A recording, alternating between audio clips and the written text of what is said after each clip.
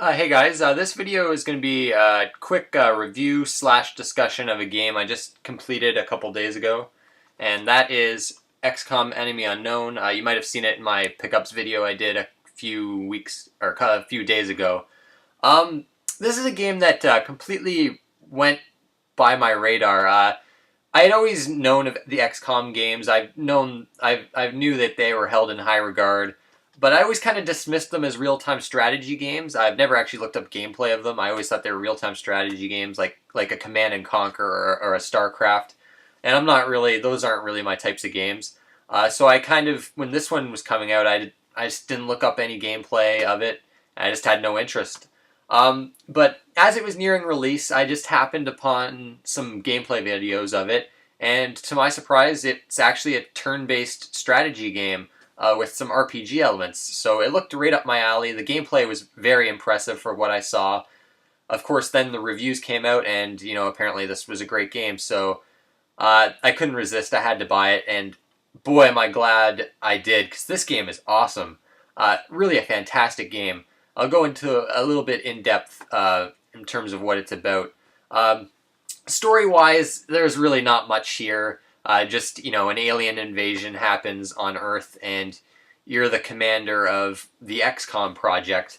So all the countries in the world have kind of come together to support this XCOM project. So basically, you command a squad of 4 soldiers in the beginning, 6 later. You can upgrade how many soldiers are in your unit, and you basically go on missions in these turn-based missions, similar to maybe, I want to say the gameplay is probably most similar to maybe a Fire Emblem. It's kind of grid-based, but kind of not. It's a lot more complex than a Fire Emblem game, though. This game, I'll tell you right now, is deep. There's a lot of systems at work in this game. Because not only do you have the battles, which are very in-depth and take a lot of strategy, and they're difficult, you have this whole other strategy element where after each mission you're sent back to the XCOM base, and there's just a multitude of different things you can do there, which I'll go into a bit later. The battles themselves, there's a few different types of battles. Mostly you're just kind of trying to wipe out all the aliens on the map, though sometimes you can do what are called terror missions where you have to save a certain amount of civilians. There's some escort missions and a couple of timed missions where you have to kind of detonate bombs. They're not as bad as they sound. I thought they were going to be awful because I hate timed things in any video game, but these aren't that bad. They're actually kind of fun. So they're, basically it's a turn-based battle. You have your turn where you can move your units, and then of course it's the enemy's turn, and the aliens will come out. You have to kind of explore the map to find out where the aliens are going to come from. Again, I don't want to explain too much of this game. It would take forever to go into all the different aspects of this game. Your soldiers can go on what's called an Overwatch mode, where they'll basically just kind of scope the environment out, and if an alien comes into their line of sight, they'll take a reaction shot. Every time you try to attack an alien, you have a percentage chance. That can be increased depending on what weapons you equip on your soldiers, which, that's another aspect of the game. There's all this different types of weapons and armor you can equip on your soldiers, med packs, grenades. The amount of things you can do in this game, it's quite crazy. The game starts out pretty easy with basic sectoid aliens, which are very easy. They only take 1 or 2 shots to take down. But later in the game, you'll be fighting some really tough enemies. The cyber discs, the first time you run into those, they will completely wreck your shit. On the normal difficulty, this game's very difficult. The battles themselves, basic kind of turn-based battles. I don't want to go into too much more on them, but I'll just say they're really, really fun. There's so many different strategies you can employ. When your soldiers level up, you basically can choose different abilities. They each have their kind of a skill tree. Each class has their own kind of skill tree. So that's another system. However, when your soldiers do die, they're dead for good. So you can either get around that by constantly saving, which is kind of how I played the game. But there's also an Iron Man mode where it basically is constantly saving, and you can't go back if you make a mistake. So if your soldier just dies, he's gone for good. There's no way to get that soldier back. You can recruit, of course, rookies. So if you lose a soldier, it's not a huge deal. Though if you lose a bunch in one mission, and you leveled those soldiers up, and you have an attachment to them, it can be pretty harsh to have them just flat out die. So I played the game a bit cautiously and saved quite a bit. In terms of the character classes, the soldiers, there's a support class which can hold up to 3 med packs. I found that very useful. Med packs are a very useful item, I found, in order to heal up your guys, because if your soldiers take hits in battle and they still survive the mission, they'll be wounded. And they can take a few days to actually fully heal up. So if you complete a mission, have a couple of your soldiers get hit, and they're wounded for, say, 7 days, but then you have to take on another mission almost immediately after, you won't be able to take those soldiers on the next mission. So you might have to actually take some rookies into the fight, and they can panic real easy. I didn't mention that. Your soldiers can panic, especially rookies, and they can shoot your own guys. Just a lot of crazy shit can happen in the battles. Things can go wrong very quick, but that's all part of the fun. What was I going to say? The character classes, the support can move a lot farther than a lot of the other units, which can be very useful. The sniper is my favorite class. I found generally they have a much higher percentage in terms of how they're able to kill enemies. Like, usually they'll have like a 75 to sometimes 100% chance to hit enemies, which I found very useful. They're very strong, the snipers, and they're great at being highly elevated, which, again, the battles have elevation levels too, which adds some more complexity. The heavies are self-explanatory. They've got big, giant guns that can really wreck enemies pretty quickly. And finally, the assault class is your typical run and gun type class. They've got a really neat run and gun ability where they can actually take extra movement spaces and shoot right away once they're up close to an enemy, which I found very useful. Overall, though, the assault class is probably my least favorite, with, like I said, the sniper being my favorite. Now, in terms of the XCOM base stuff, basically, when you're in the base, you can basically research, you can, do autopsies on the aliens you recover in battle. You can actually also, when you're in battle, stun them and capture them alive. And you're basically, you can research all these different research projects, so you can, make alien weaponry for your soldiers. You can make, different kinds of armors for your soldiers. Everything in the game, everything you do in the base takes time. It can take a certain matter of days. So basically, you scan for alien activity, and that kind of wastes days. So, the game is kind of set up on a month-by-month basis. At the end of every month, you earn money. The way to get money is to put up satellites throughout the different countries. That is actually the key to success, I found, because you get a lot of money if you have a lot of satellites up. If you don't invest in satellites, I'd say you could actually fail the game later on and not realize you'll fail. This is a game that's around 20 to 25 hours, I'd say, and you can actually completely fail the game if you've been playing it poorly the entire time. It's fairly easy to avoid that if you kind of invest in the satellites.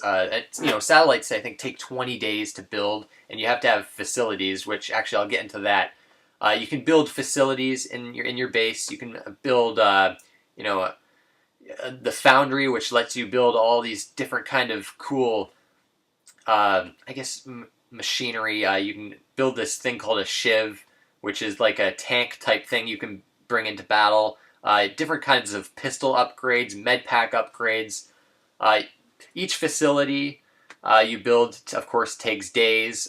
It's kind of set up in a chart where if you build a satellite uplink facility, which lets you build satellites, and have another facility right beneath it in this grid, you'll get a bonus, so you can actually build even more satellites. So the chart's set up like that. You want to build the same kind of facilities next to each other.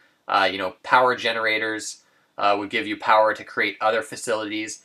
And this is just one part of this base part of the game, which, I mean, the amount of strategies and things you can do here is insane. You'll find a lot that won't have all that much money, and yet there's so many different things you want to spend money on. So the fun of the game is really kind of experimenting with all these different aspects. So a lot of the stuff you won't see in one playthrough. The game definitely warrants more than one playthrough, and that's a lot of where the fun comes from this game, is in the base stuff. So basically, playing the game, you want to keep all the countries in check. If 8 or more countries back out of the XCOM project, that's a game over. So that's the main thing you're trying to avoid. Missions can be failed, and you can just bring in more rookies. I find you can actually recover from a lot. In this game, there might be times where you think you've completely failed. There's no way you can recover, but you'd be surprised with the options given to you that you can actually still succeed.